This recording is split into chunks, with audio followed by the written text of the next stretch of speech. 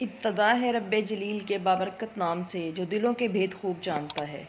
देखती आंखों सुनते कानों रुखसाना तबस्सुम की तरफ से अस्सलाम वालेकुम। जी तो फ्रेंड्स, कैसे हैं आप सब? उम्मीद करती हूँ कि सब खैरियत से होंगे। तो जैसा कि हम सब जानते हैं कि कोई भी चीज़ है उसके फ़ायदे भी होते हैं और नुकसानात भी होते हैं। आज की हमारी वीडियो भी इसी मुनासबत से है। व्यूअर्स, हम सब जानते हैं कि हमारे प्लांट्स हमें बहुत अजीज़ हैं और हम सब ये चाहते हैं कि हमारे प्लांट्स बहुत अच्छे से ग्रोथ करें और हरे भरे नज़र आएं और उन पर फ्लावरिंग और फ्रूटिंग भी हो। और हम अपने इस गोल की अचीवमेंट के लिए हर मुमकिन कोशिश करते हैं, अच्छे अच्छे फर्टिलाइज़र्स इस्तेमाल करते हैं ताकि थोड़े वक्त में हमारे प्लांट्स ज़्यादा अच्छी ग्रोथ करें और ज़्यादा फ्लावरिंग और फ्रूटिंग करें।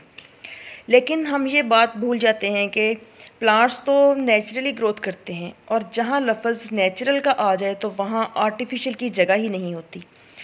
तो कैसे हम अपने नेचुरल प्लांट्स को आर्टिफिशियल इनऑर्गेनिक फर्टिलाइज़र्स देकर इनको थोड़े ही अरसे में ज़्यादा हरा भरा और फ्लावरिंग से भरपूर बना लेते हैं, ये तो इसका एडवांटेज हो गया।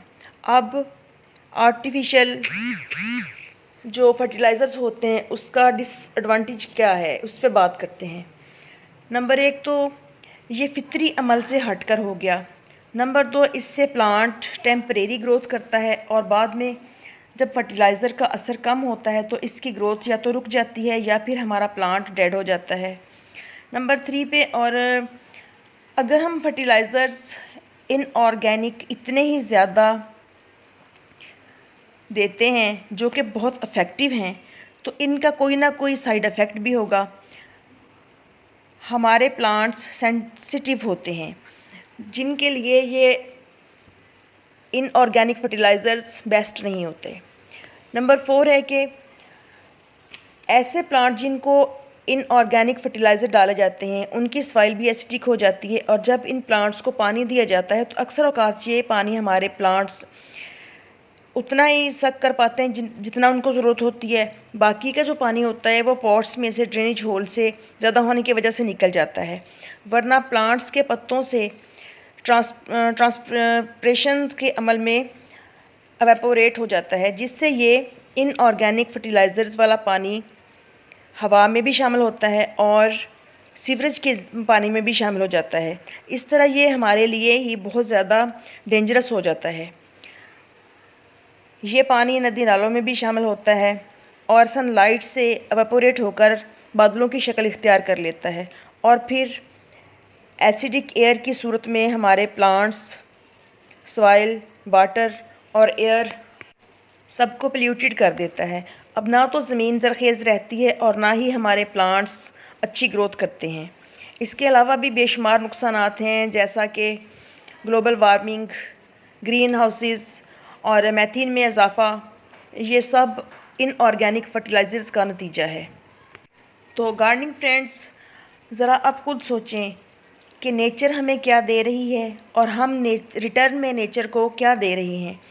हम में से कुछ तो इस सब के बारे में जानते ही नहीं हैं और अगर कुछ बहन भाई जानते भी हैं तो वो गाफिल हैं, जो कि बहुत गलत बात है। अब हम बात करते हैं इसके बरक्स कि हमें इन डेंजरस से किस तरह से बचाव करना है और अपने प्लांट्स को कैसे ग्रोथफुल बनाना है। इसलिए आज हम ऑर्गेनिक फर्टिलाइज़र्स पे बात करेंगे कि हम किस तरह से अपने प्लांट्स के लिए ऑर्गेनिक फर्टिलाइज़र इस्तेमाल करें, इनऑर्गेनिक से बच सकें।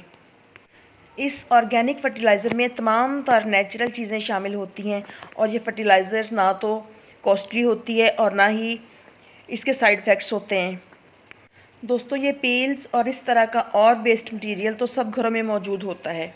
इसमें सब्ज़ियों और फ्रूट्स के छिलके और तो और चावलों और दालों का वॉश वाटर और घर में बनने वाली चाय की बची हुई पत्ती सब शामिल है, क्योंकि इन पील्स में हमारे प्लांट्स के लिए तमाम तर ग़िज़ाई अज्जा मौजूद होते हैं, जैसा कि magnesium, calcium, iron, phosphorus, sulphur, zinc और मिनरल्स और विटामिन्स वगैरह। अब हम सीखते हैं कि इसको इस्तेमाल कैसे करना है। हम इनको दो तरीक़ों से इस्तेमाल कर सकते हैं। नंबर 1, पील्स के वेस्ट मटेरियल को आप मिक्सी में डालें, ग्राइंडर में, तो अच्छी तरह से ग्राइंड कर लें। इसको एक बड़े से टब में डाल लें और इसमें और वाटर ऐड करके डाइल्यूट कर दें अच्छी तरह से, और अब पानी की तरह अपने तमाम तार पॉट्स में डाल दें। तो इस फर्टिलाइज़र से हमारे प्लांट्स की तमाम ग़िज़ाई ज़रूरियात जो हैं वो पूरी होंगी और प्लांट्स पे ज़्यादा फ्लावरिंग होगी, लीव्स ज़्यादा लश ग्रीन होंगे और ज़्यादा फ्रूटिंग होगी। नंबर 2 है कि इन पील्स को आप पॉट के पेंदे में डालें। किसी भी पॉट को जब आप रेडी करते हैं प्लांट लगाने के लिए, तो पहले आप ये सारे पील्स डाल लें, उसके ऊपर आप सॉइल डाल दें और ऊपर अपना प्लांट लगा दें।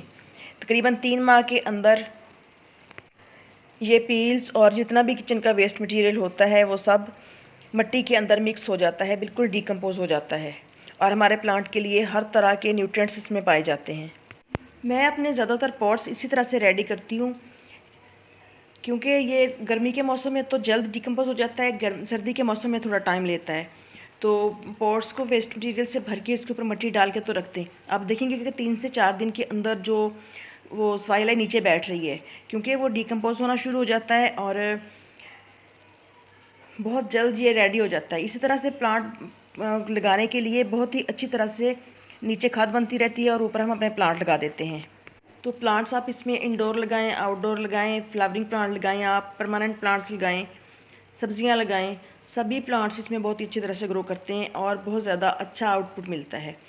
तो दोस्तों, इस तरह से ना सिर्फ हमारे प्लांट्स की ग्रोथ अच्छी होगी, इसके साथ साथ हम इस तरह से नेचर का भी शुक्रिया अदा कर सकते हैं और कुदरत की बेशुमार नेमतों के लिए हमें हर वक्त अल्लाह ताला का शुक्र अदा करना चाहिए कि कोई चीज़ भी बेकार नहीं पैदा की उस ज़ात पाक ने हमारे लिए। तो आज की वीडियो बस इतनी ही। बल्कि गार्डनिंग फ्रेंड्स, देखा जाए तो आज की वीडियो सिर्फ वीडियो नहीं बल्कि प्लांट्स की तरफ से नेचर को एक ट्रिब्यूट है और ये एक फ़हम है कि जिससे हम अपने इन्वायरमेंट को पाक साफ़ रख सकते हैं और हमें इस अमल में जितना हो सके अपना हर मुमकिन किरदार अदा करना चाहिए। तो इजाज़त दीजिए, इंशाल्लाह फिर मिलते हैं किसी नेक्स्ट वीडियो में नेक्स्ट टॉपिक के साथ। दुआ में याद रखिएगा और उम्मीद है कि जिस तरह से आपका दिन आपके लिए स्पेशल होता है, इसी तरह से आपके प्लांट्स भी आपके लिए स्पेशल हैं। तो इनकी केयर कीजिए, अपना ख्याल रखिए और अपने इर्द गिर्द अपने प्यारे रिश्तों का बहुत सा ख्याल रखिए और अपने इर्द गिर्द के माहौल को साफ़ रखने के साथ साथ अपने घर को खूबसूरत बनाइए। तो हैप्पी गार्डनिंग, अल्लाह हाफिज़।